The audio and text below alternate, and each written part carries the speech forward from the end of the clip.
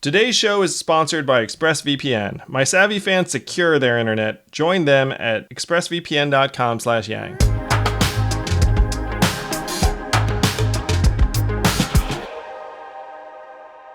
Tell the truth. You probably will lose your seat. Because, not just because the voters will turn on you, but because the party establishment will turn on you. Lose it anyway. I know that as a candidate. I said things that, man, lady, you're getting off the stage. You're not going to be on the stage next time. But you know what, Andrew? Maybe I was not. They were able to cut me off at the knees in terms of funding it, so forth. Maybe they didn't want me a little party online at the Democratic convention. But you know what? I'm still saying it. And in America today, you still say it. So, lose the election. Damn it, lose it. If it means you lose the election. And I honestly think, there's something about being my age. And I'm old enough to remember. I was a little girl, but I do remember the assassinations of Bobby Kennedy and Martin Luther King. And a lot of people younger than my generation don't necessarily realize the psychological effect, the chilling effect that it had on us. That people such as Martin, such as Bobby, who were speaking truth, juice, the real thing. You talk about the soul of America. They were literally shot and killed in front of our eyes. And there was a very loud, unspoken message in those assassinations. And those bullets psychically shot all of us. And just in case we hadn't gotten the message, they shot students at Kent State to make sure we got the message. And the message was, go home. There will be no further protest. Do whatever you want in the private sector, but leave the public sector alone. To whomever it is, once it's so bad, it's willing to kill in order to control it. And that's what my generation did, in large part. But you know what has happened to people who are my age? The idea that, as my father would say, the bastards got to you. The idea that we might die, knowing on the day we die that we didn't really do what we came here to do, is actually scarier to us than the thought that they might kill us if we do. To be a radical truth teller in America today is to take a risk. And my message is, take it anyway.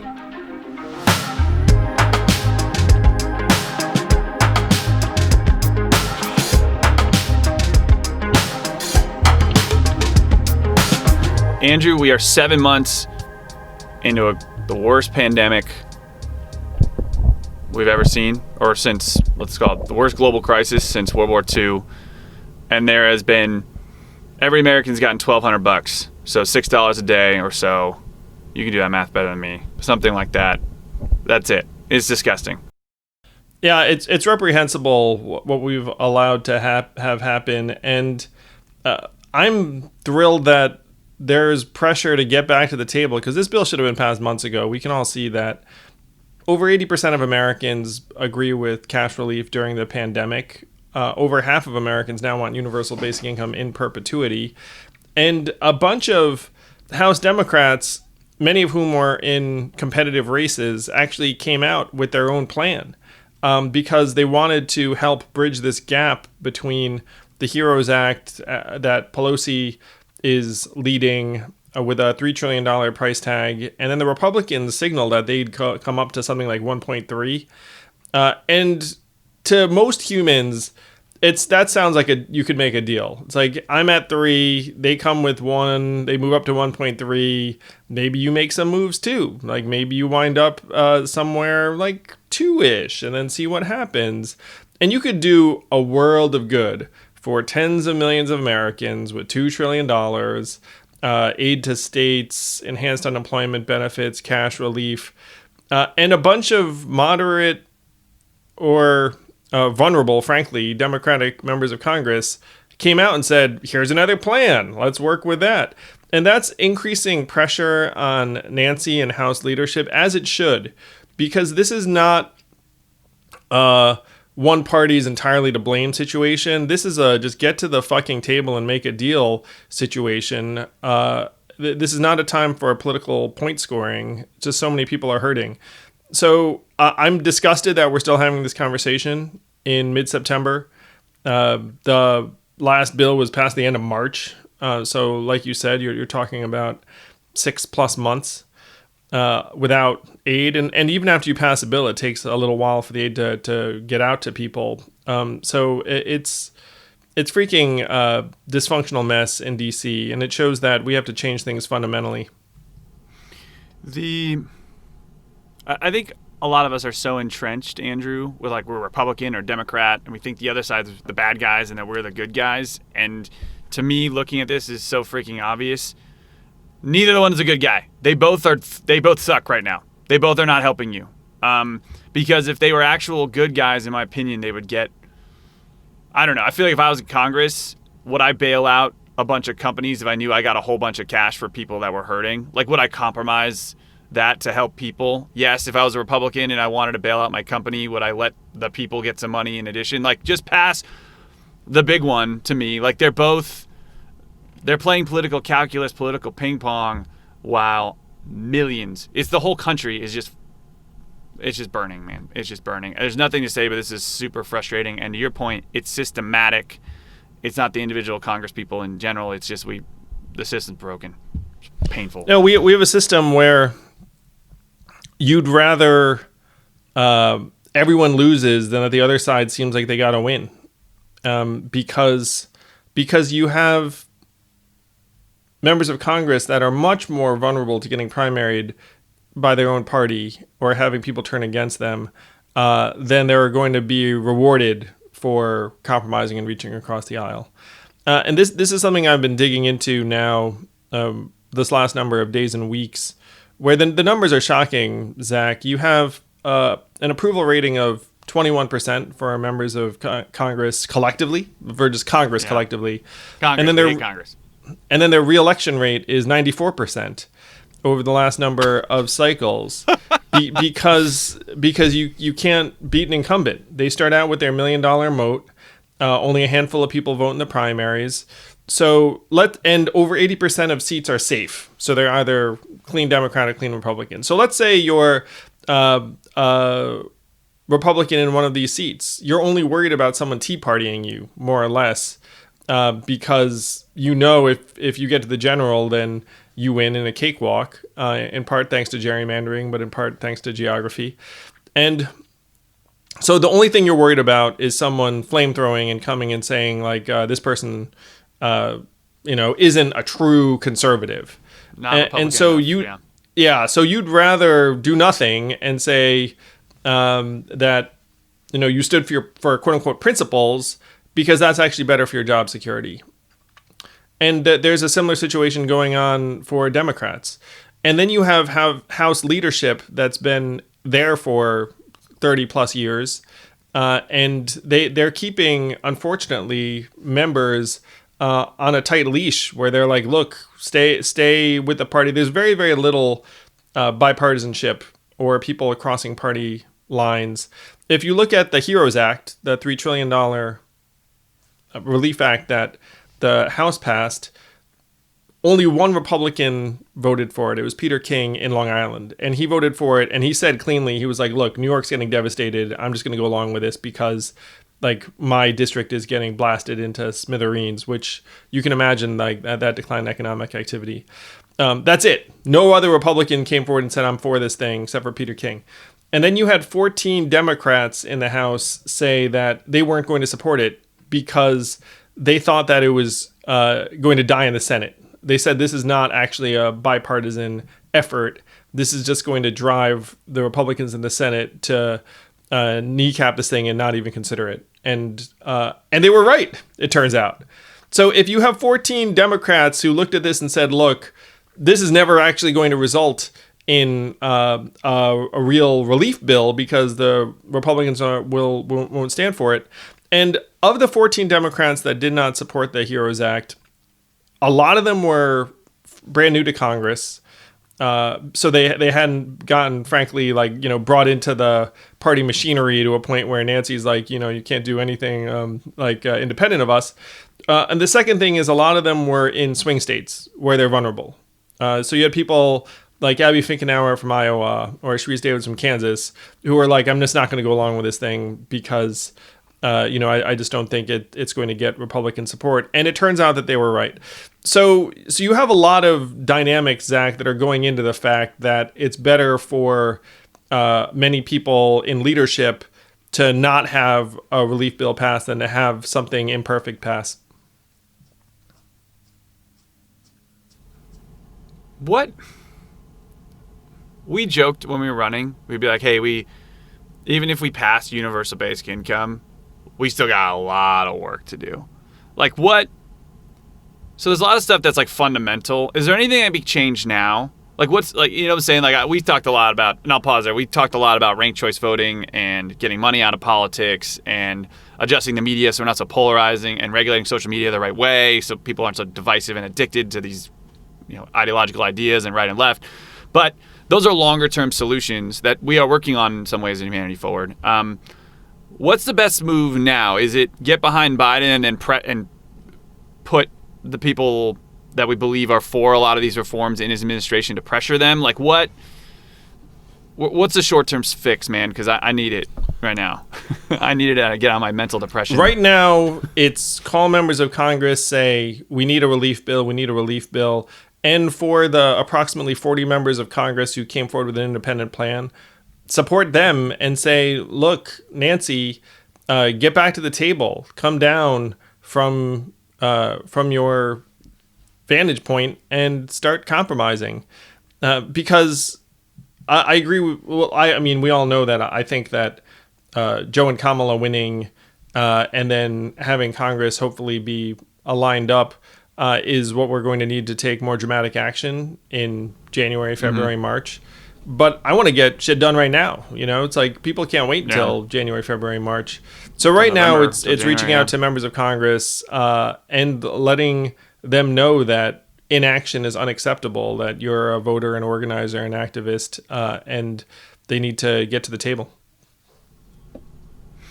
So I saw something, this is a little curveball at you, but I know you have thoughts on it. So I saw two things. One, Joe Biden's team, which I've said a number of times, they are pros. They are probably not inclined to think out of the box like we did pretty often, but they all know what they're doing in terms of working for a presidential campaign on a national scale.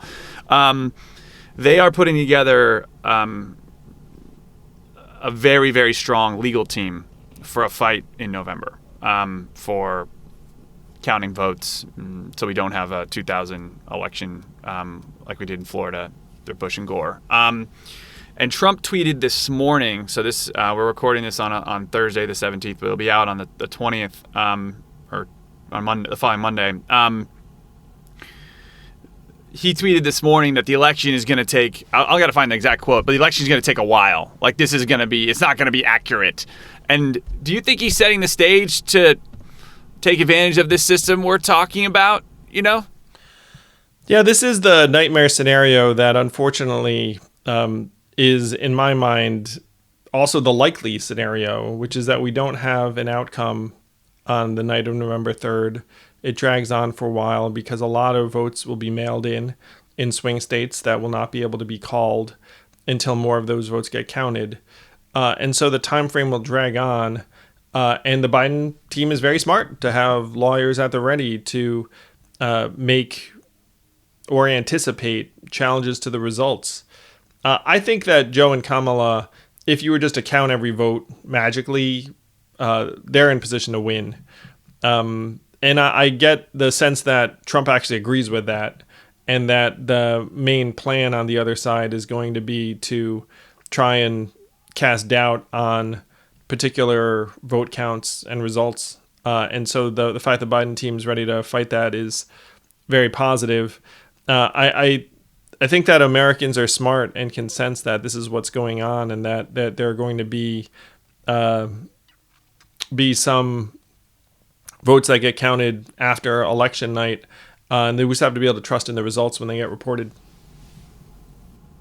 Yeah, he's the master at deny. He denies everything, and sometimes he's accused falsely of things. To be real, but there's plenty of times where he's screwed up and he just denies it. And the fact is, there's two stories now, and you can pick your side. And the average person's like, "Look, I don't care. right? It's probably, maybe it's true, maybe it's not. And so this was the quote he said: "The November 3rd election result may, all caps, never be accurately determined," which to me is terrifying. That's where you have officially said, we're not a democracy anymore. That's it to me. When the election gets fucked with is when you're Venezuela, is when you've crumbled. Well, we had the conversation with Nina Schick about deepfakes, but in some ways that era is already upon us. She said that when you can't determine truth anymore, then all that matters is power. And that's kind of the Trump approach, is just like, look, it's all bullshit. I'm the person in power. And Democrats have been fighting an uphill battle for the last 4 years, really, saying, well, like, wait, there's this precedent, there's this norm, there's this rule, and he's just steamrolling it all. It shows how fragile our institutions are. The question is whether our institutions can stand up to this election. Do we have still the fortitude left and the trust left to believe in vote counts, to have results, and then have there be like a real transition of power? We're going to find out. I remain very cautiously optimistic because I think that you're seeing a lot of people who are kind of straddling both sides or uninvolved actually come off the sidelines for it. I've always been a believer that cooler heads will prevail over time. Now, 2016 may be an example of that not taking place, but I don't think Trump wasn't as obviously who he is today then, but also Clinton was not what Biden is. Biden is far less polarizing by the numbers and by my own our personal shared experience. So I do think the silent majority actually might be with change here. I don't think that means they all are going to join the Democratic Party for years to come. I think the Democrats got just as much identity and soul searching as the Republicans do. I will say that, but it's a change election. I will say that I think that we're seeing some of the real drawbacks of the two-party duopoly in effect. And there's this quote that from this political boss named William Tweed in the 19th century. He said, I don't care who does the electing as long as I get to do the nominating. and that was like the...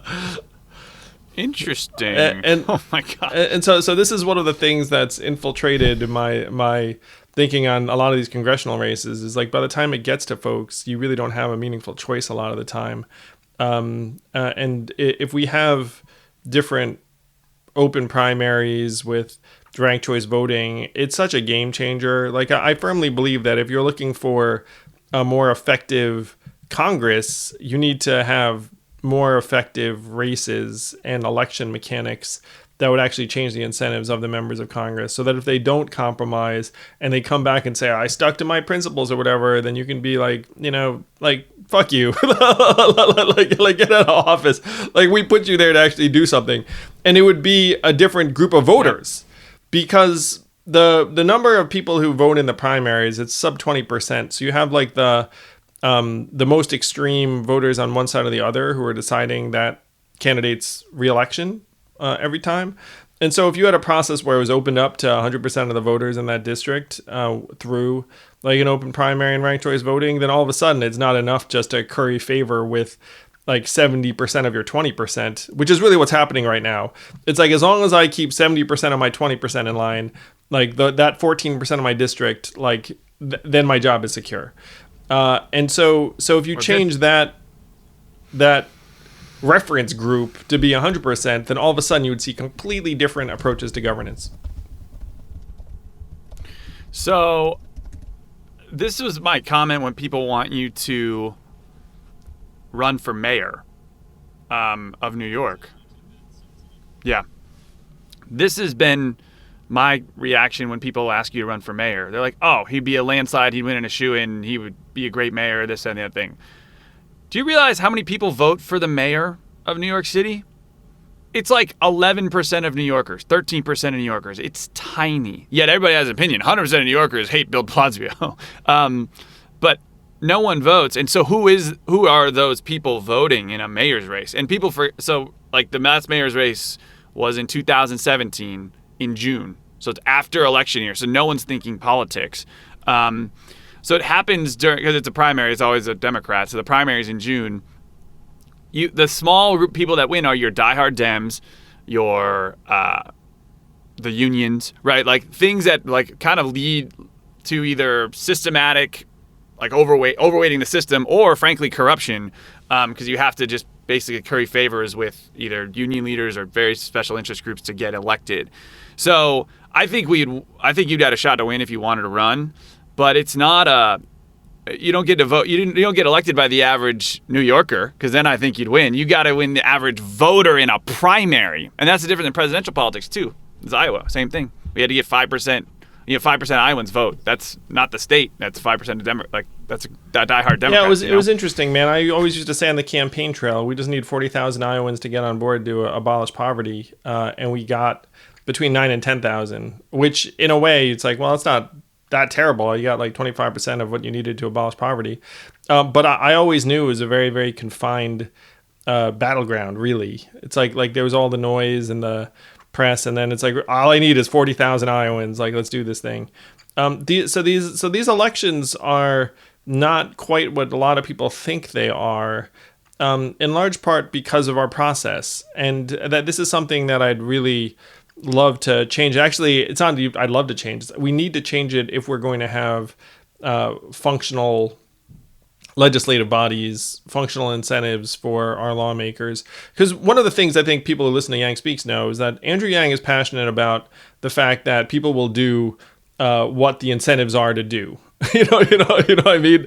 Yeah, like you're actually it's just the way most of us operate. It's like if I work as a CEO of a company, and it's like, hey, you're a good entrepreneur, man. It's like, hey, if you fire everyone and replace them with automation, then you get paid more money. It's like, you're probably going to do that. It's like, oh, by the way, if you don't do that, they're going to fire you. You're probably going to do that. If you're a politician, it's like, hey, if you curry favor with the most extreme 14% of the people in your district, then you are secure. And if you compromise, then you're screwed. It's like, you're probably going to not compromise. Like that. And we're seeing it play out to disastrous results right in front of our eyes. So it's really an incentive change. And the other thing that is going to be part of changes, in my opinion, is term limits. It's like we have this ridiculous system right now where people can never get rid of you, and you can stay in Congress for 20 or 30 years, and you need to stay in Congress for 20 plus years to have any real power, because it's like a seniority system where you just have to climb that totem pole. And tell me that you can spend 20 years in DC and be the same person you were when you showed up there 20 years prior. Of course not. Like you've become like a completely different person, and all this stuff that only makes sense within the context of the institution of Congress or within DC politics. Like, over time that becomes your language because you've been there for 20 years. And the thing that blew my mind when I was like into this, Zach, is that something like 88% of Americans are for term limits for members of Congress, and 20 states were actually passing term limits for their representatives independently. They just said, you know what, we think it'd be a good idea if people just had to come home after a certain period of time, because just going to DC forever is not great. I mean, it's common sense. We all can sense it. And so 20 plus states made rules about it. And then there was a Supreme Court ruling in the mid-90s that said, hey, this is not a state matter. Like, you cannot determine term limits for your own representatives. Which is ridiculous to me. But that just goes to show that there was actually a groundswell movement where people in states around the country were like, I prefer it if my representative actually came back after a particular period of time. We sent someone new. When was this? This was the early 90s. So we've been fucking this up for 30 years? But if you go to the American people, literally 87, 88% of people agree with the statement. It's like, yeah, we should have term limits for members of Congress, or, going to DC for too long is so this is something that needs to happen. And the way that I'm going to pitch it so that it has a realistic chance of passing is to say that current lawmakers are exempt. So that, look, if you've been there climbing the ranks for 20 years, like, you can just stay there until until you expire. But the people after you have a term limit, and then we have a chance of passing it. And a generation from now, we could have a very different looking legislature. But the fact is, we don't have a generation to wait. Like, we have to get this stuff done immediately, and that's the frustration. That's the need. I'm with you. I think, here's what I will say. I think whatever office we run for again, if we ever do, this is the crux of it. It's bigger than UBI, which we fought for. It's bigger than automation, which we even now, Zach, I think about this a lot, where you have UBI. A majority of Americans are now for UBI, so UBI will get passed tomorrow, right? No. It's like we can all sense what's going on now, where, like, at this point, even if a majority of us are for something, a majority of us are for trying to address climate change. Like, have we done anything about that? Not really. So there are a lot of things that we can be for, and it doesn't matter. And so, to me now, one of the major tasks is trying to make our government actually responsive to us.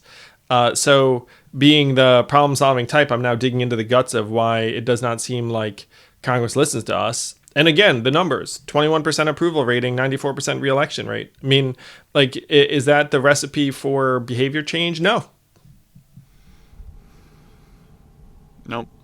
The takeaway here is vote, and if you live in a swing state, or if you live in any state, particularly if you live in North Carolina, I'm going to say this every podcast. If you live in Michigan, Ohio, Wisconsin, Pennsylvania, North Carolina, Florida, Arizona, Texas, and Florida, bring 5 friends.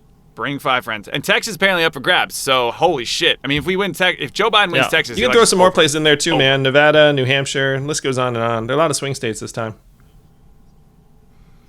Yeah, it's exciting. So bring 5 friends. Especially, you all know a friend that never is going to fucking vote or never going to do anything or doesn't care about politics. You're like, trust me on this. I'm going to say this, Andrew. This was my favorite Yanks speech episode. Wow, that's such high praise. Wow. And at some point, but you and her see things differently, and not necessarily bad or good. It's just different. But you believe that our system is corrupting our people, and you believe in the good in people, and you not that Marianne doesn't, but you believe in this altruism of this grace and forgiveness aspect of how you've managed, how you've led, how you've been an entrepreneur, and I've experienced as you being my manager and boss, but also the way you've treated people on the trail and the way you wouldn't attack people on personal levels or never went nasty when we were running. Marianne believes a lot of this is like evil and corruption, and that the people are in these spots are evil. And you guys butt heads on this a lot because she's a bulldog in her own way, which is awesome. So I loved the back and forth, man. And you both like held your ground in healthy ways. And your tendencies kind of came out in this conversation. What did you like about this? I know you love Marianne. You guys have a good relationship. I love it anytime I get to talk to Marianne because I learned something. She's a very enlightened and brilliant thinker. And she sees things that I don't. She sees things that most of us don't. She sees things that I think America needed to see more of. And so I just enjoyed the opportunity to sit down and talk to her. And I think she and I agree on much more than we disagree on. So and I also I think people know this. Like I think she got shafted by the media in a way that was deeply unfair. And I could relate to aspects of that because I was out on the trail alongside Marianne in various ways. And if you actually listen to what she was saying, it's spot on in most every respect. And she just didn't get a fair shake.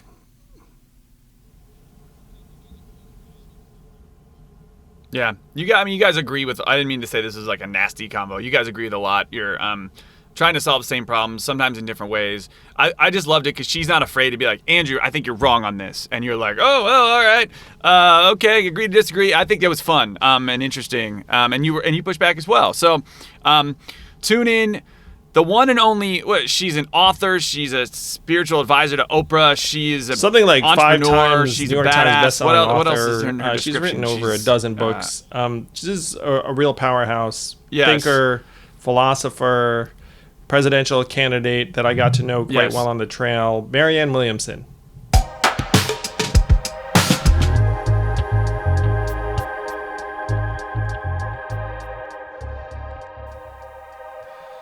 This is a really tough time for small businesses everywhere. And as someone who's run a small business, Zach's run a business too, one of the toughest things is trying to find people quickly, promptly, reliably to help do whatever you need to get done. And Indeed.com is the #1 job site in the world.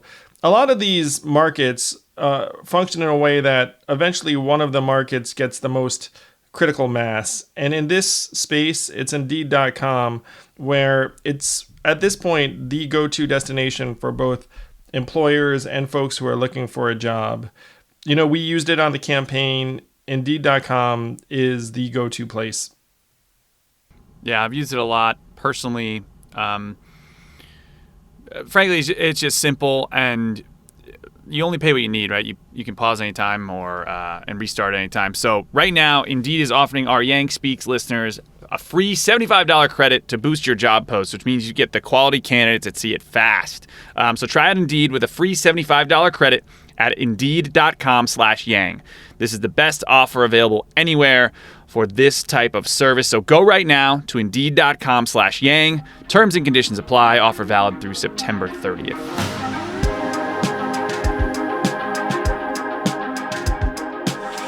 I am thrilled to welcome to Yang Speaks one of the people I was so excited to connect with on the trail, a fellow presidential candidate, spiritual guide to millions, Miss Marianne Williamson. Marianne, welcome to Yang Speaks. It's so great to see you. Thank you, Andrew. It's always great to see you. Yes, so you and I have been through a lot together. I guess we could use this as an opportunity for some collegial therapy about the presidential campaign and then our time afterwards. But you and I bonded over the fact that it seems like the media was more interested in presenting some figment of their imagination than the actual individuals that we were. And certainly I felt like that was true in your case, where you had this breakout debate performance on one of the first 2 debates. You were one of the most Googled people for everyone. Everyone was really excited about you, and they saw what I'd seen already, which is that you were speaking the truth and connecting with folks in a really important way. And then it was almost like this strange shark attack where it seemed like everywhere you looked there was some kind of negative media treatment, like it's like, oh no, like you can't be excited about this person, and that was the way it seemed from my perspective, but certainly from your perspective I'm sure it was much more visceral. Well, it didn't just seem that way, it was that way. Clearly, someone said, get that woman off the stage. That was very clear. And I saw it in some of their eyes backstage after the debate when we were in the spin room. I saw some people whose eyes said, lady, you're dead, you will not be coming back. But I underestimated the viciousness, the strategy, the obvious talking points. She's dangerous, she's crazy, she's anti-science, she's anti-vax, you'd think I was, well, whatever. And so, yeah. It was ubiquitous, wasn't it? That I had told AIDS patients not to take their medicine, which was particularly ridiculous given my history with AIDS patients and the fact that at that time there was no medicine. I mean, the most vile and vicious things, actually. And I thought in terms of you, it was particularly interesting because I thought that the misogyny was very clear. You did things, Andrew, that I thought were adorable, like when you put whipped cream in your volunteers' mouths and when you crowd surfed and, all that. If I had done those things. So, yeah, it was quite something. Well, certainly you can't live in America and not know that gender plays an enormous role in treatment of really anyone, but political and presidential candidates at a much higher level. And I agree with you that some of the things that happened on my campaign would have seemed very, very different if it had come from another candidate. And also, you didn't have any previous political experience. So why did they make that such a big deal in my case, but not in yours? So, well, they made it a big deal in my case too. Yeah, not the same way. You know, it's not the same way. Yeah. No, well, I mean, the media treatment of the two of us was different for sure. Yeah. And like the caricatures they painted were different, and that it was painful for me watching what people were writing about you, given that you and I had connected. So like I knew you for months before these debates occurred. And if you speak to someone individually, you can tell that they're thoughtful, patriotic, sincere. And then when you see various things being written about them, you're like, well, where the heck did that come from? And I agree with you. Like, I'd underestimated the capacity of the media to write a story that suited their needs rather than something that they were actually interacting with in real life. Yeah, and the lack of journalistic ethics, the using anonymous tweets as a source, a lie or false narrative is repeated, and then they just repeat it again and repeat it again. The interesting thing and the sad thing for me was that when I actually spoke to audiences, people knew who I was, but what that smear did was convinced so many people that they didn't want to come hear me. But I don't leave the experience just with those memories. I leave the experience with very inspiring and motivating and encouraging and loving memories, because as you know, because you were there doing the same thing, the people that we were talking to, the voters, were fantastic. Now there's the voters, and then there's the political media industrial complex. You fared better by the media political machine than I did, but we had the same experience of the voters, and it was wonderful. And that gap between those two, I find tragic, because what you represented, what I represented, what Bernie represented in our own different ways was a different conversation, a new conversation, one that did not adhere to the same old formulations. And what I experienced, as you did too, is that the people are ready for that. The problem is not with the decency, the dignity, or even the regenerative interest of the American people. And that's where our democracy is broken, and I hope as the months and years unfold that rupture can be healed. Wherever I went, people loved you. And I had the same experience that you did, where when you have conversations with actual voters or families just trying to improve their lives, it was essentially a completely different conversation than what was being had in the media. And that connection was, for me, profound. I think you had more experience having that connection with people than I, because you've been spiritual leader for so long. For me, frankly, it was like completely new, where like I said in another interview, I was surprised anytime anyone was excited to see me because well, you know, I was new to public life. Your stump speech was, you know, this whole conversation. Of course, I read your book early in the campaign, which I thought was a wonderful book, and became totally convinced. I had no problem with that whatsoever. I had always been aware that Milton Friedman himself had said that the only way trickle-down economics would work, he said, was with a universal basic income. So I was already somewhat exposed to the idea, but having read your book, certainly was on board with that. And then in your stump speech, the whole technology conversation. I think people know that the fact that that is so left out. I mean, we all remember when Orrin Hatch said to Mark Zuckerberg, "How do you make money?" I mean, right? And I think we could all feel that your conversation around technology was something that we absolutely must be having in this country. Well, it feels like the substance of your campaign has continued to progress and grow. I feel like Joe said something that people somewhat attributed to you during the DNC. Did you see this, where he said like it's darkness versus light, and we're going to bring the light. Yeah, and I wrote a book in the 1998 called Healing the Soul of America, so it's a concept I'm pretty familiar with. However, interestingly enough, when I wrote that book, I didn't just say heal the soul of America. I actually talked about the policies that were necessary in order to realign the soul of America with people's lives. So everything that they said I was, but I wasn't, is almost what I feel this Healing the Soul of America campaign on Joe's behalf is, like, talk to me policy, talk to me policy, talk to me policy. Pretty ironic, I think. Well, when we were stumping around the early states, Joe was making the same case, like that there's a battle for the soul of America, and you presented it in different terms.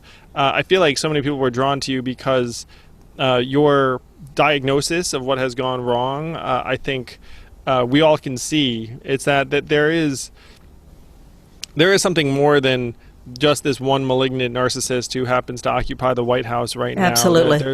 There's this entire almost disease, and your prescription was spiritual renewal. You said, look, like, you can't beat the disease with bullet points, or you can't beat the disease with. So the two things were tied together, I feel like, where number one is the need for profound renewal, and then number two, a prescription that actually takes concrete forms and improves people's lives.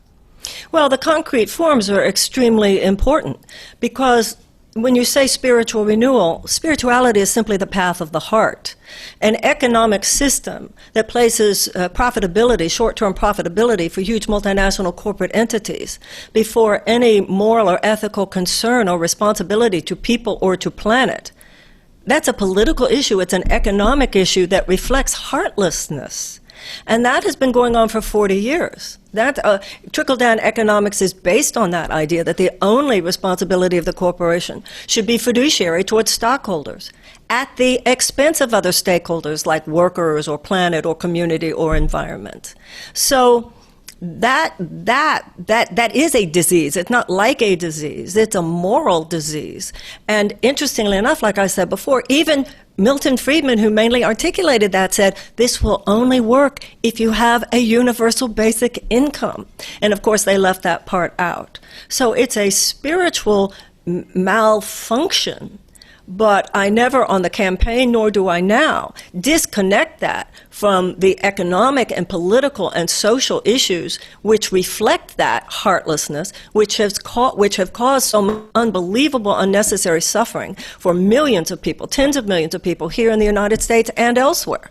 We don't have health insurance because of health insurance companies and big pharma. That's why we don't have, why we don't have Medicare for all. We have a foreign policy that is driven more by short-term profits for defense contractors because the military-industrial complex has more power than the State Department. We give $760 billion to the Defense Department, $40 billion to the State Department. So I don't think the conversation is puffy. It's not woo-woo. In fact, I think the conversation they're having on the campaign now is too woo-woo for my taste.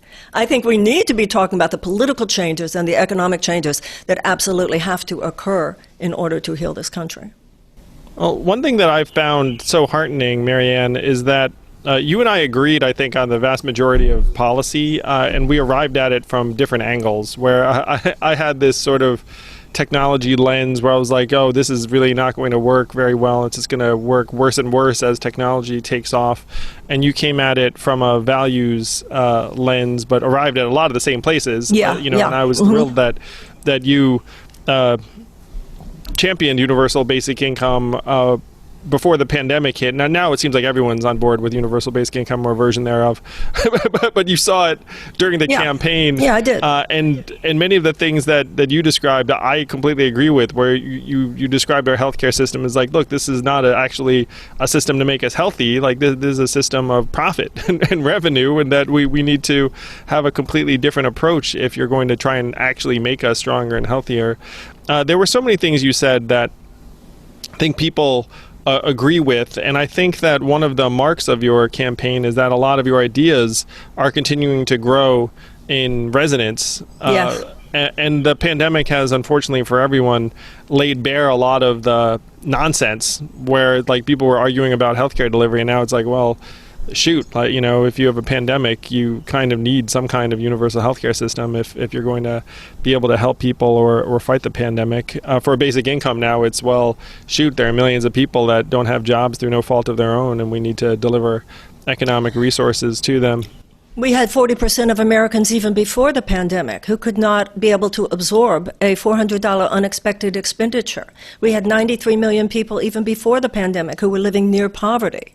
We had hundreds of thousands of people who were homeless. We had millions of people living with chronic economic despair. So you came at it from the place of that's not workable.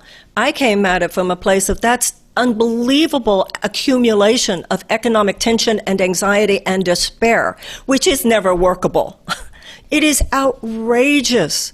So the same heartless, immoral economic ethos that dominated our political system before the pandemic is now just on steroids. I mean, the fact that Mitch McConnell yesterday, they finally come out with a plan, it is almost a slap in the face. It is almost, I'd call it the drop-dead plan. And how people, the American people have been so trained for so long to expect so little. Yeah. But they're showing their rage. We've had our expectations lowered and lowered and lowered. Yeah. And so many people propagandize to believe that somehow it's for their own good, that they have to struggle the way they do. I love during the Republican convention when Mike Pence was saying all these wonderful things about this woman. And she was a wonderful woman. I think her son was, I can't remember, but something. And he said, she's so wonderful and she works 3 jobs. And I thought to myself, you're proud of that? We should not be celebrating the need to work 3 jobs. That's not a sign of virtue or anything that we should be celebrating. Yeah.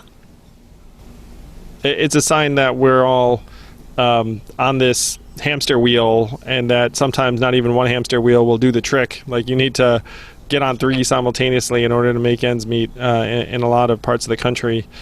So did you watch the... I watched both the DNC and the RNC. I thought you were great, by the way. I thought you were wonderful. Yes, I watched all of the Democratic and all of the Republican. Me too. And, like, it was a fascinating parallel universe, like I felt myself dropped into with really, to some extent, both of them, honestly. But I recognized more of one than the other. And the RNC, I joked that it felt like the movie Starship Troopers to me. I don't know if you remember that movie. No, but I saw you tweet about it, and I looked it up. Yeah, It's a satire of authoritarianism is what the movie was. Well, I didn't think it was satire at all. It was the very real thing. I thought that the Republican convention was evil genius. I thought it was brilliant in its maleficence? Malevolent? Yeah, it was malevolent in a brilliant way. The way they took genuine moments, genuine human authenticity, and they wrapped it around big lies. I thought it was brilliant in a very evil way.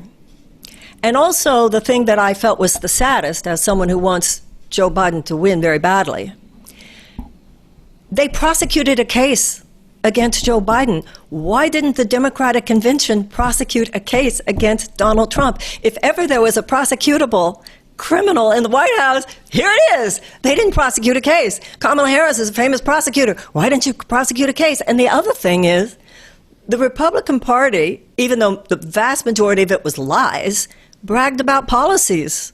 We did this. Most of the time it was a lie. We're going to do that. Most of the time it's probably a lie. The Democratic convention, where was the policy? So I hope that something was learned by the strategists in the Biden campaign, and I hope they come out swinging much harder in the weeks that we have left. What you say about the RNC, it's true that they would take real human stories, human sentiment, individuals, and then they would wrap them in this other set of ideas or values or propositions, and you would see it. And the wild thing, even for me, where I'd be like, well, that part of it I appreciate and value and agree with, but they've taken it someplace else that, I don't agree with or appreciate or value at all.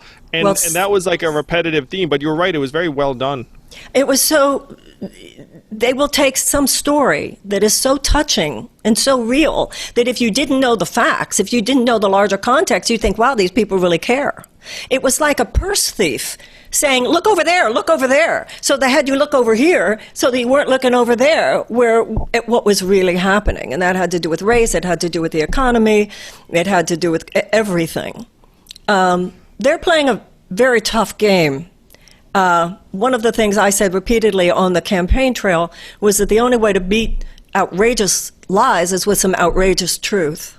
And I hope we're going to see some more hard-hitting, outrageous truths over the next few weeks for the Democrats. Now, on the campaign trail, there were, to be honest, only 3 of us really laying down some outrageous truths, and that was you and me and Bernie, and Tulsi to some extent.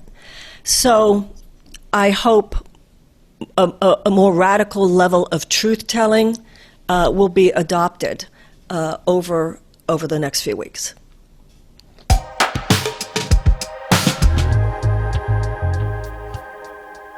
There was a TED Talk a little while ago about how the content we consume is a little bit like food, where you can what junk food is for your brain. The question is, what is good food? What is like the content that actually will elevate you, that will make you feel like you have a better sense of the world? The New Yorker, to me, is one of the paragons of quality content providing. They really commit to journalism that gives you a better understanding of the world. I've been a fan of theirs for a long time. And we all know their caption, like the cartoons and whatnot. I got to participate in a New Yorker caption contest, and it felt like I was part of a literary history a little bit. It was like an elevating experience. So the New Yorker has a special deal for subscribers of Yang Speaks that knocked my socks off. You can get 12 weeks of The New Yorker for just $6. That's a savings of 50%, plus listeners to my show will receive an exclusive tote bag free. Wow, a New Yorker tote bag. That'd be classy. Go to newyorker.com/yang. That's NEWYORKER.com/yang to get 12 weeks of The New Yorker for just $6 and a free tote bag. newyorker.com/yang. I'll say this, on the trail, the New Yorker wrote really great pieces about us I always thought were fair. One in particular, Emily Witt wrote a piece in July of 2019, right as we were heating up. And it was at how Andrew Yang's robot apocalypse can heal a divided nation. And it was a fascinating piece. So again, for a limited time, you get 12 weeks in New Yorker, just $6. That's savings of 50%. Plus listeners to Yang Speaks get the exclusive tote bag. So newyorker.com/yang. That's NEWYORKER.com/yang to get 12 weeks in New Yorker for just $6 and a free tote bag. newyorker.com/yang.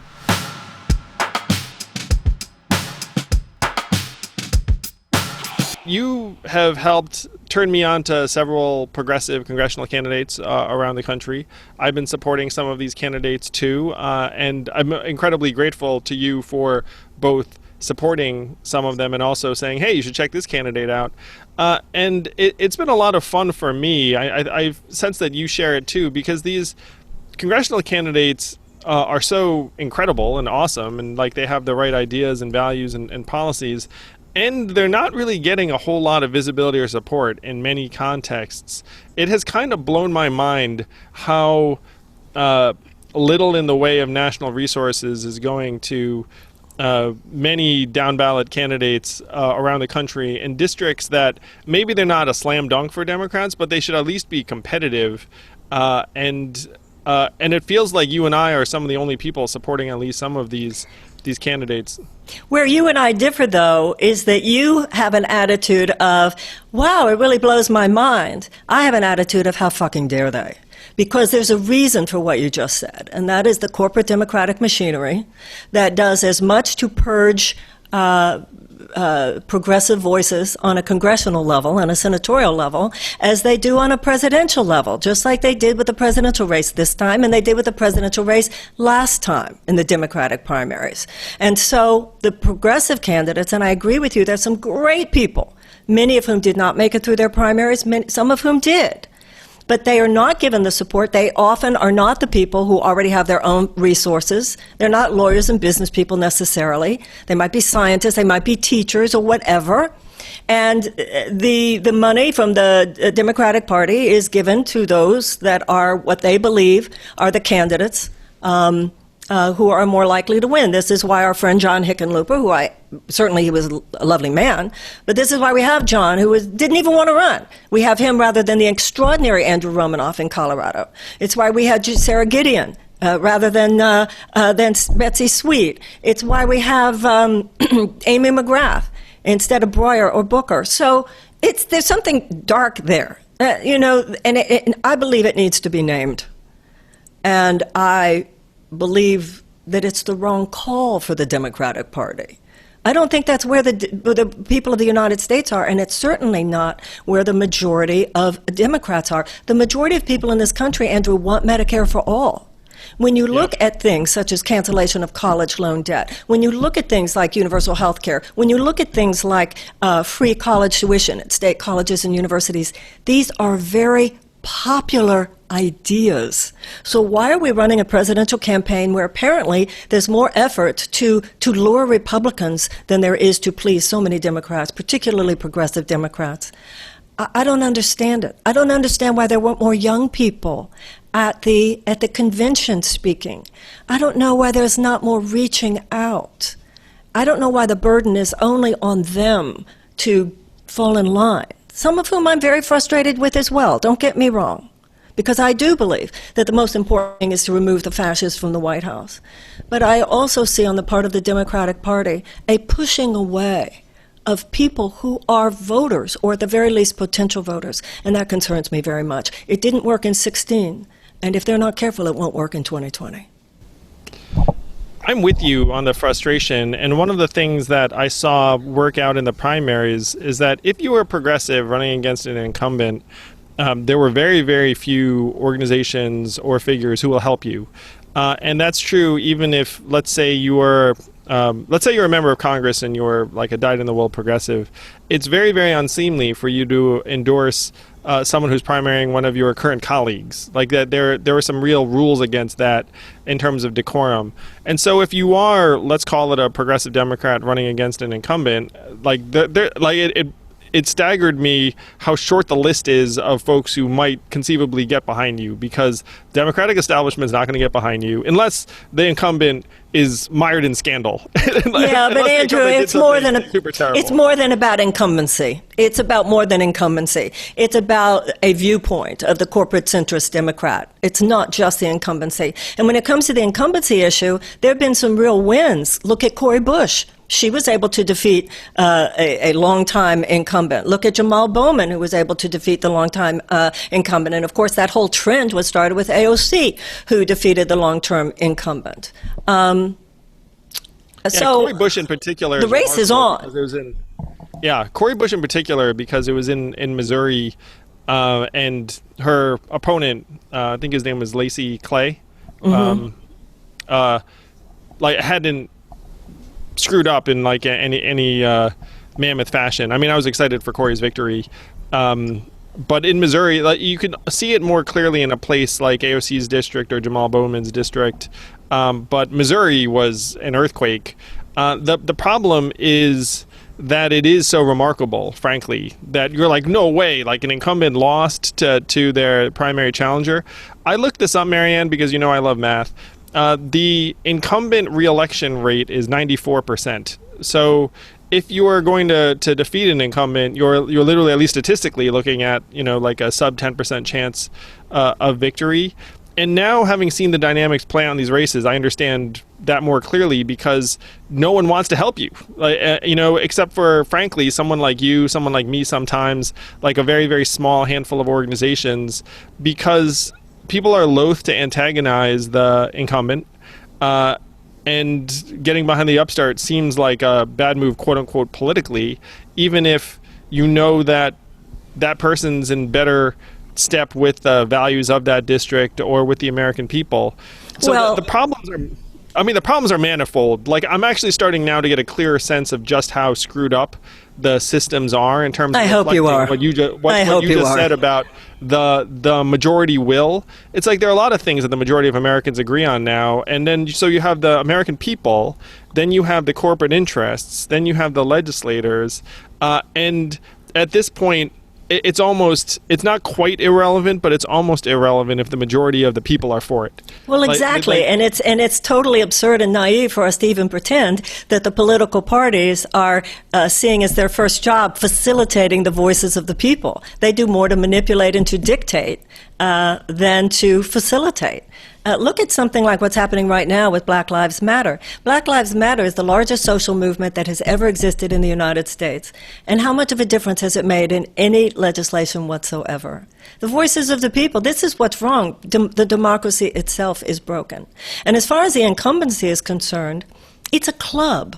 And the club has many ways of protecting itself and multi-layers of resistance to any penetration and to any change. And this is I think this might even be a place where you and I see things differently. Because I don't believe that an incremental boring from within is quite enough. I think we need a more fundamental disruption that will take a more massive... Oh, I'm with you. movement. Don't worry. I do not disagree one bit. I read your tweets. I read some tweet where you said, the good thing about that is Joe will go for it and then he'll bring all the center with him. I'm optimistic, and you disagree on Joe's appetite for going big on some of these relief efforts. But if you ask me, hey, incremental versus fundamental, I'm fundamental all the way. And the thing that you and I represented when you talk about the club, I feel like you and I get along in part because we tried to crash the party. Yeah, but wait a minute. Let's be very clear. You made it. You were invited by the cool kids. You were invited in. So you get to sit with the cool kids now. Now, I am happy for you that you get to sit with the cool kids, but I don't think there should be a cool kids table in America. Not in American I don't disagree politics. with that either. Well, you're at the table, well, Andrew. My goal would be to get to that table to the extent I ever do become a cool kid, which for the, Asian... You've been invited in, Andrew. You've been invited in. Let's not pretend here. Okay, and your goal is what? To do with what with that? To make the table enormous enough where, like, the everyday American actually feels like they can just come up and take a seat, and it's comfortable, and it's not like this crazy pyramid where, like, you have to be at, like, the pinnacle to feel like you matter. Like that to me is the fundamental truth right now in American life, is that our system does not care about the everyday shopkeeper, truck driver, retail worker, or whatnot, unless you happen to have $1 million stash that you're going to throw at the So let me ask you a question. Candidates. So you are as passionate as I am, and as passionate as millions of others, about direct cash relief. Yes. You're talking about all the Please. time. Well, have you noticed that the Democrats aren't suggesting it? So at what point do you think, when you say your goal is to change it, at what point is it going to change? And at what point does someone who doesn't color between the lines, that's the difference between you and me. We agree, but I have a bigger mouth than you do. I'm not as careful as you. I just say it. Maybe because I'm older, maybe because I'm Jewish. I don't know why. And so I don't know where you get that. At what point do you think? I feel that their resistance to anything that messes with the basic power structure is more fierce than you do, because your experience is different than mine. They let you in. And I saw what they did to someone who was more vocal about what was happening. So I believe that there's a room for both. There's places for everybody to do it as they feel needs to do it. I don't think you're more optimistic about America, but I think you're more optimistic about the willingness of the system to self-correct, the system as it now exists. Quite possibly, though now I'm 100% sure that we need to actually fix the machinery of democracy in order for it to represent the will of the people anymore. Okay, in part because of what you just described about cash relief, to me it's obscene that you don't have every single Democrat on board with a version of cash relief instead of the 50 or so that currently are on board. Thank you. And shouldn't it include Joe Biden? Yeah, shouldn't it include Joe and Kamala? That's my point to you. That's my point. So what we've done is we've actually tried to put pressure on individual members of Congress. Say, why aren't you for this bill? Why aren't you for this bill? And we've managed to get a few more, not as many as I'd want. Because to me, so apparently one of the magic numbers to try and hit interest is after you get 100 legislators on board, then it starts taking on like, oh my gosh, like this thing may pass. What are the reasons? What are the go and hunt essentially Democrats and say, look, get on this bill, and then get it to a point where it becomes the relief measure, hopefully. What are the reasons or excuses that Democrats have given you for why they're not? Well, I'm like you in that I think many of these members of Congress are just going to do whatever they think is in their political self-interest. So if you say to me, why are they not on this bill? It's because they think it's better for their political self-interest not to be on the bill. So then you say, well, how do you make it so that it's in your political self-interest to be on the bill? And one way to do it for me is for me to say, hey, look, the Yang Gang would like you a lot more if you are on this bill. Oh, and if you're not on this bill, then maybe we will support this person who's going to challenge you. And so those are the kinds of conversations that we have actually been having, and they haven't been as successful as we'd like because people right now do not see that it's in their political self-interest to do what the American people see as obvious, because right now 75% of us think that there should be cash relief during the pandemic. So once again, why is it that you don't just do what everyone knows is common sense and the right thing to do? I don't know why you think it would make you unpopular to say to people, we're sending you money so you can survive. Why exactly. Like, how is this not a home run for you? And the same with Medicare for all, though. The same with so many of these issues. So to me, I mean, there are so many problems stacked in here. The main problem is that if you are a member of Congress with a 94% success rate at being reelected, you just become this creature of Washington, and you have these consultants around you whose careers depend upon your continued membership in Congress. And so if someone comes and says, hey, like, do this big thing that will, to at least some people in your district, make you seem like, quote unquote, like radical or something along those lines, they have like 5 people who are essentially like their brakes on any kind of move like that, being like, no, like don't embrace this thing. They have barnacles on them, and the goal has to be that we actually make it so that they see that the water's fine and that if they go this direction, it will help them. See, that's where you and I separate a little bit. It's called corruption. Total and complete corruption. It's not only what you said about their constituents, it's also about the leadership of the party. When Nancy says we're doing this, no, we're not doing that. And even the ones who would agree with us and are playing the long game so they go along. That's exactly what I mean. Now, until that's called for what it is. And when you talk about all of the operatives, yeah, they're circus performers. That's why I call it a campaign industrial complex. It's thicker, darker, and deeper than I feel we're describing in this conversation. And it has nothing to do with a government of, by, and for the people. It's a government of, by, and for the corporate interests that are then Barnacles. Spending all the money in order to make sure some people win and some other people lose. It's not just the consultants, it's what the consultants are telling them. And so, I don't know why in Congress, unlike in every other profession, we all have to make ethical decisions. You've been in business, you have a career where I'm sure you were called upon to make an ethical decision. I might make more money if I make the unethical decision, but I'm a human being who wants to respect myself, so I'm going to make the ethical decision. I don't know why we give Congress people a pass. Oh, well, he or she can't vote the right way because they'd lose their job. Lose your seat. Have some conscience. Lose your seat. If doing the right thing means you lose your seat, lose your seat. And we need to say that. And we need to call them on that. And we need to get over our delusion that if we just vote blue, it'll all be fixed.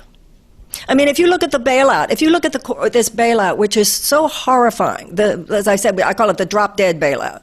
It's corporate bailout as opposed to people bailout, right? And I know you feel strongly about this. Yes. It's really the same template as the bailout in 2008. The bailout in 2008 was corporations versus people. And they just took the same template and they went on steroids. The whole system is that corrupt.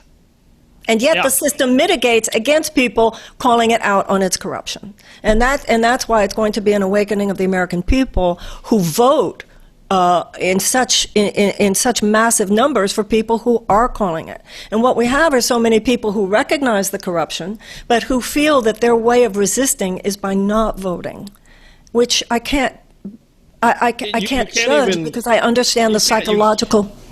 Yes, you can't judge, because to ask them to pay attention to this zoo is just bad for their mental health. Is that bad for their frame of mind? It'll like make them angry and despair-ridden more than it's going to invigorate them. So that's the tough part, is that it's rational for a lot of people to check out because of just how bad it is. I wouldn't call it rational, but it's understandable. Yeah, understandable. You have to give people something to vote for. That's the thing. Direct cash relief would be something people would vote for. Medicare for all is something people would vote for. College, cancellation of college loans. Do you know how many people would show up to vote for a presidential candidate who said, I'm going to make your life easier? And I'm sorry, it's not enough to just say, heal the soul of America. How about some policies that's going to make your life easier? It's not enough to just say, we're not Donald Trump.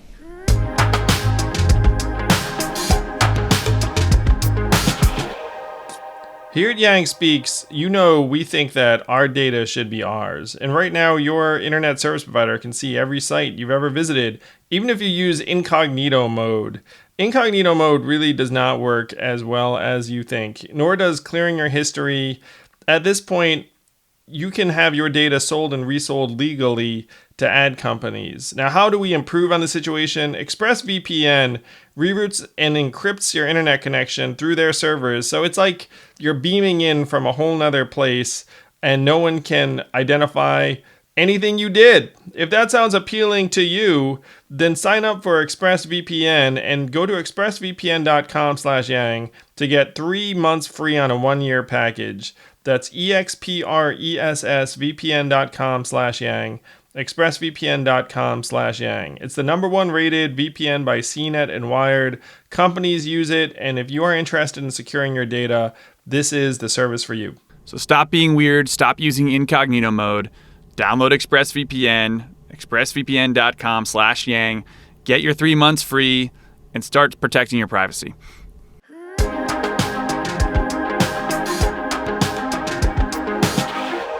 One big structural change that I think might help activate members of Congress to try and get something done and then come home would be term limits, where you say, look, you have a certain period of time of service in our nation's capital, and then you're coming home. So now you don't need to worry so much about trying to stake out your multi-decade path to the committee ship or whatnot. Like, you could actually just make determinations based upon what you think the people in your are excited about, would like, and you have this term of service, and then you come home. I have two minds about that. On one hand, elections should be term limits. That's what elections should be. Abraham Lincoln said there's not that much evil that any one government can do in this country as long as the people remain vigilant.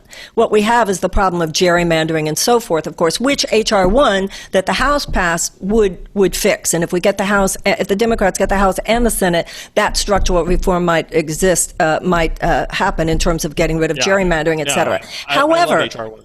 Even if we have the term limits, what you just said was then everybody would just do the right thing. I would actually argue, forgive the skeptic in me, but I think it's a healthy skeptic, that a lot of those guys are saying, well, I'm only going to be here for 6 years, 8 years, but then I'm going to try to get a job lobbying, working for the people who really make all these machines run. So I'm still going to vote a certain way so that they will like me and hire me at the end of this. I have the math for you, Marianne. Okay. 42% of former legislators become lobbyists, and an additional 25% work for a company that includes lobbying as That's one of its activities. point. That's my point. So let's not leave that out of our calculation of what would occur if magically, because there were term limits, we're to assume they're going to do the right thing.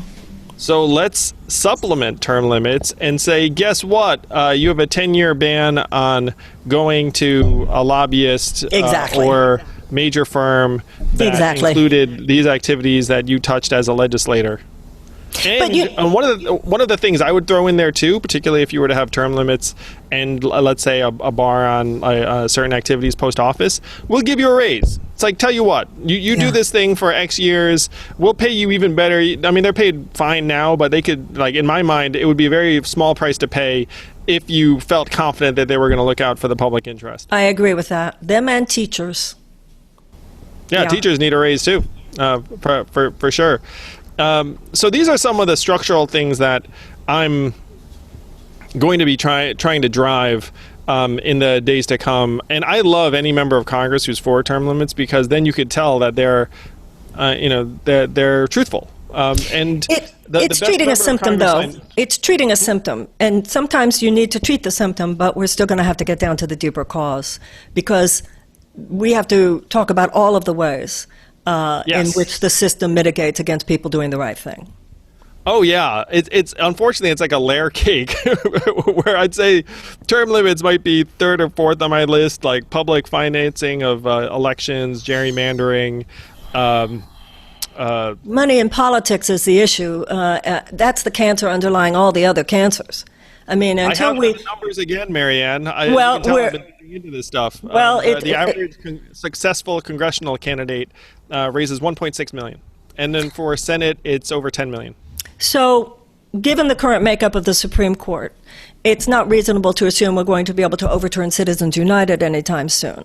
So we're going to have to go the direction of an effort at a constitutional amendment to establish public funding for federal campaigns. Because as long as the money floods the system the way it does, and then you have in addition to that the political parties themselves flood the system to keep out, in the case of the Democrats, the more progressive candidates. The more progressive candidates are the ones who are actually expressing the will of the people rather than the will of corporate interests. We have to have some more radical truth-telling here. We've got to just say this stuff, as sick as it is, because you heal in life through a kind of detox process. Stuff has to come up. We've got to start naming it. You know, I look at the American political system, and it's almost like we're a family, a big family where both parents are alcoholic, and the kids, who are the citizens, can tell, Mommy and Daddy aren't really telling the truth here. We're not having the conversation about what's really true.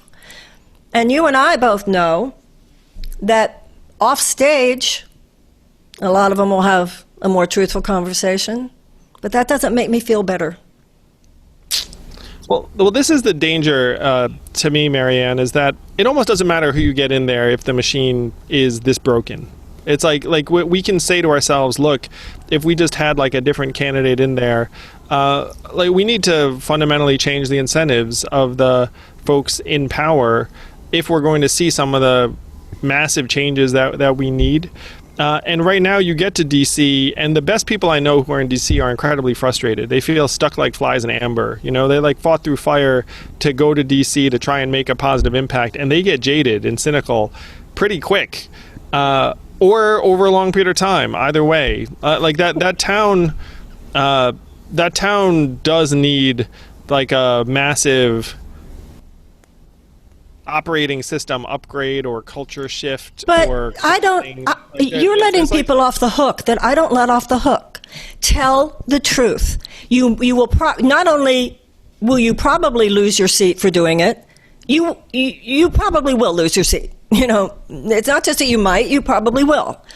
Not just because the voters will turn on you, but because the party establishment will turn on you. Lose it anyway. I know that as a candidate.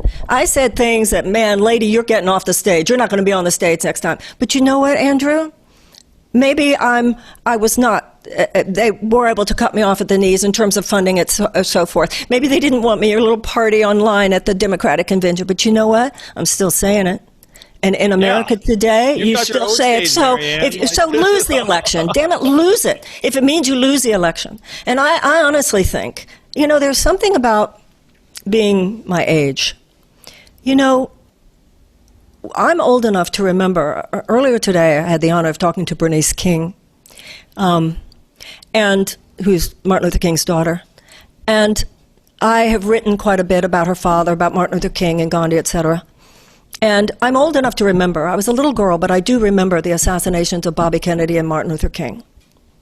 And a lot of people younger than my generation don't necessarily realize the psychological effect, the chilling effect that it had on us. That people such as Martin, such as Bobby, who were speaking truth, juice, the real thing. You talk about the soul of America. They were literally shot and killed in front of our eyes. And there was a very loud, unspoken message in those assassinations. And those bullets psychically shot all of us. And just in case we hadn't gotten the message, they shot students at Kent State to make sure we got the message. And the message was, go home. There will be no further protest. Do whatever you want in the private sector, but leave the public sector alone. To whomever it is, once it's so bad, it's willing to kill in order to control it. And that's what my generation did, in large part. And we kidded ourselves that we still had a lot of choices, because we could buy the blue one, we could buy the red one, we could buy the yellow one. And it's only been in the last few years that we realize in the marketplace where this country so prides itself on variety and choice. You can have this kind of computer or that kind of computer. You can have this kind of refrigerator or that kind of refrigerator, but you have to have a narrowly prescribed political conversation. But you know what has happened to people who are my age? The idea that, as my father would say, the bastards got to you. The idea that we might die, knowing on the day we die that we didn't really do what we came here to do, is actually scarier to us than the thought that they might kill us if we do. To be a radical truth teller in America today is to take a risk. And my message is, take it anyway. That's a beautiful message, and I think one that's very right for this time, for this time in American history.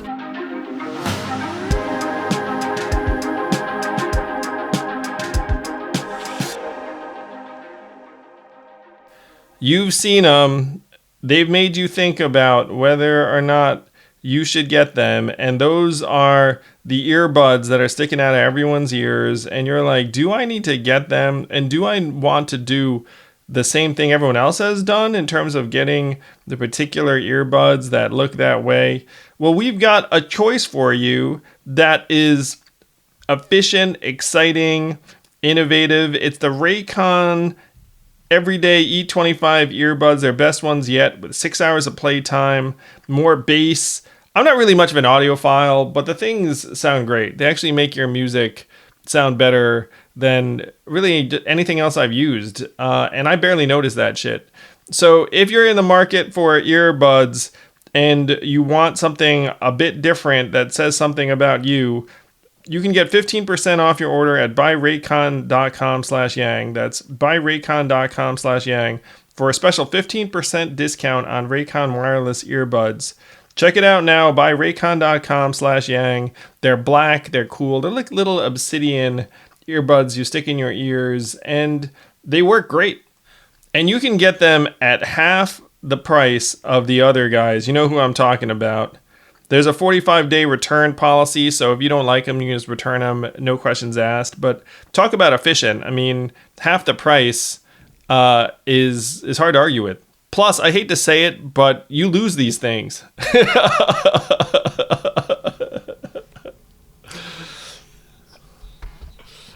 And Snoop Dogg wears them. Snoop Dogg endorses two things: Corona, the beer, not the virus, which I love, and Raycon earbuds. So you know they're legit.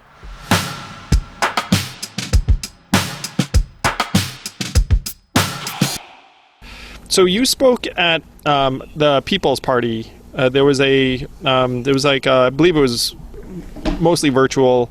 Some of my favorite people spoke. I mean, addition to you, Cornel West, who I admire a great deal, Scott Santons from my campaign. Yeah, he was great. Nina Turner, and on and on. Oh, I'm so glad you saw him. And that, like, I'm a huge Scott I thought it was Santons, wonderful. Yeah, it seemed wonderful. I was a little envious. People who attribute universal basic income to me, I say talk to Scott. Because Scott's actually the progenitor of a lot more of the finding research. Well, like I said, Milton Friedman, even Richard Nixon discussed it to some extent. I mean, it's a very, very old idea. Yeah, all the way back. But you have popularized it for our time, and you deserve credit for that. Oh, well, thank you. I had a lot of help. So the message I got from the People's Party convention was, look, like, and you said it earlier in this conversation, it's like, look, I want Joe and Kamala to win. I want Trump to get out, because if Trump's the president, like, we can't get much of anything done. But then the message is for Democrats, hey, start actually enacting these changes that the people care about, or we need a new party. We're coming to challenge you. That was the message I got. Was that correct? Did I get the right message, I suppose, is what I think a lot of progressives, myself included, feel politically homeless these days. After what happened in the last two presidential campaigns, after seeing what happened in so many of the congressional campaigns in the ways that you and I have spoken. When I was growing up, the serious liberal, at that time we would have called the serious liberal, which is today's progressive, had a home in the Democratic Party. And there's been almost a purging. So I'm a lifelong Democrat. I grew up as a Democrat.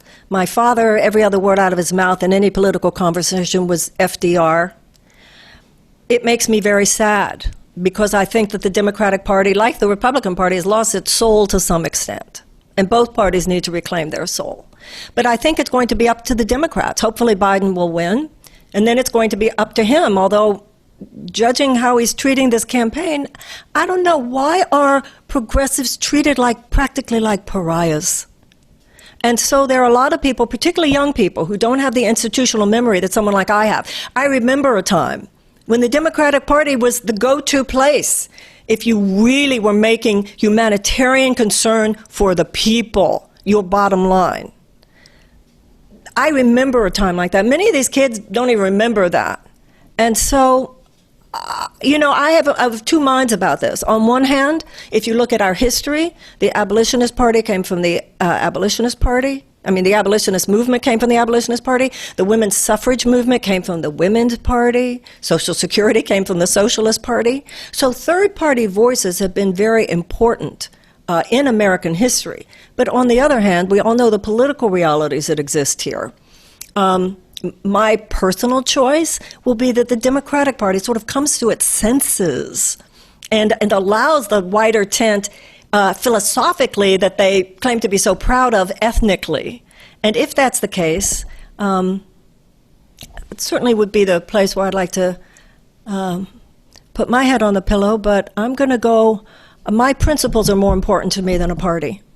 And I know what I will be doing is going wherever those principles are given the respect that they deserve and the political power that they deserve.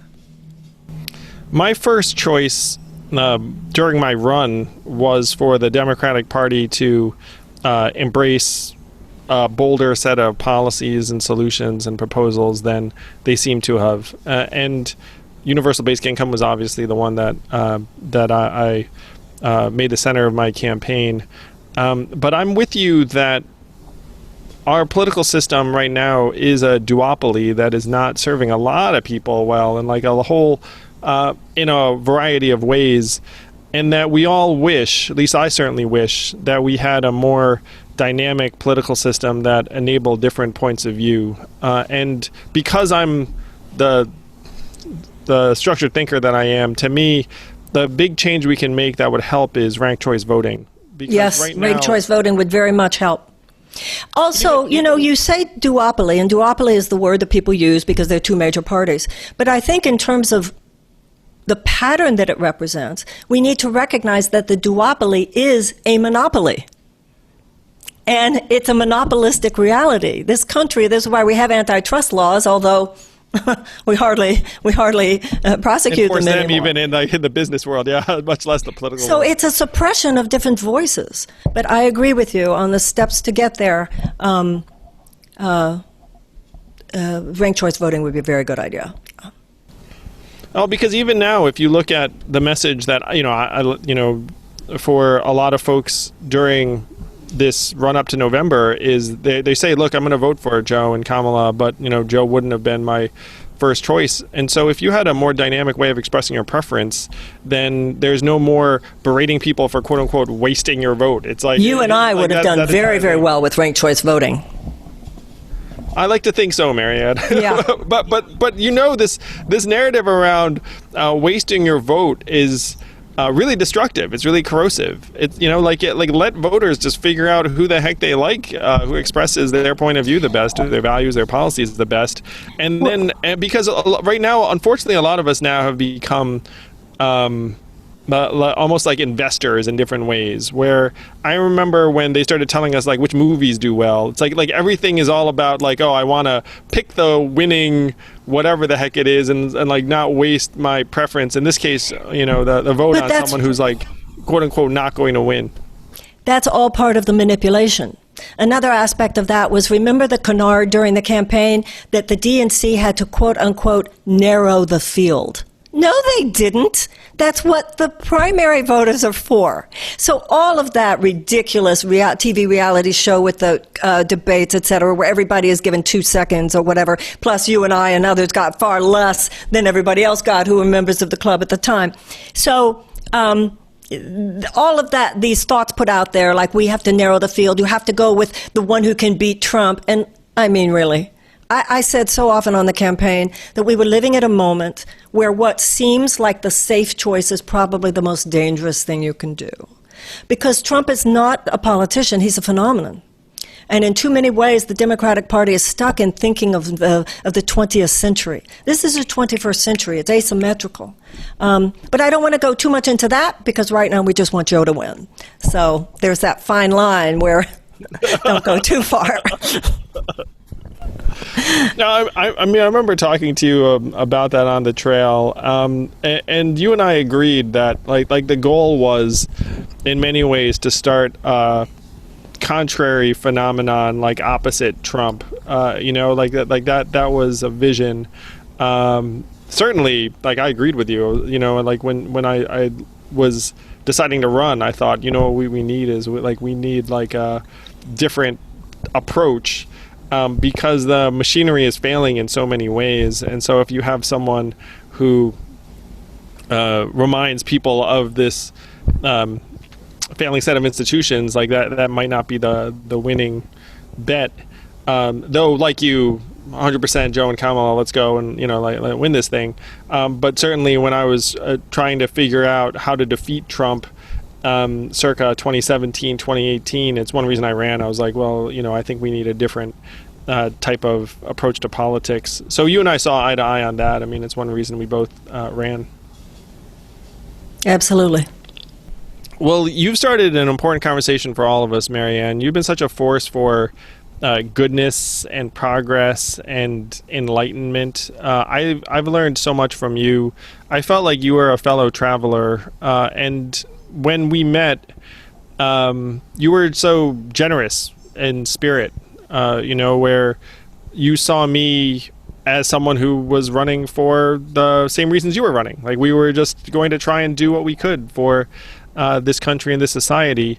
And so I've always been grateful to you, frankly. Like, you were one of the first people that I considered a friend in this race, and I feel honored to be your friend. If there's anything that we can do together to help move this country in the right direction, I'm all for it. I think that you and I may have different approaches to some of these things, but I think both of us know that we would make very, very similar choices in the vast majority of of settings in terms of policy, values, trying to just improve the lives of the American people. And we need you really badly. Like, I love your voice. I love your vision and values, and a lot of Americans loved your vision and values, and I saw it. It's like there's all the bullshit, and then there's like when you're just like out there with everyday Americans, they knew, that they saw in you the person that you actually are, and being a part of that was like the honor of a lifetime for me, really. And considering someone like you, like a comrade in arms, really elevated my sense of what was possible. Well, thank you, and I feel the same way about you, Andrew. And the march of truth, to the best of our ability to discern it and to articulate it, is bigger than any one campaign. And we're both still out there, and I feel the same way about you. Let's do whatever we can. Hopefully we did it with this podcast. Thank you for listening in. I hope you enjoyed this conversation. If you did, please do subscribe to Yang Speaks and click on notifications so we can let you know every time we have a new episode.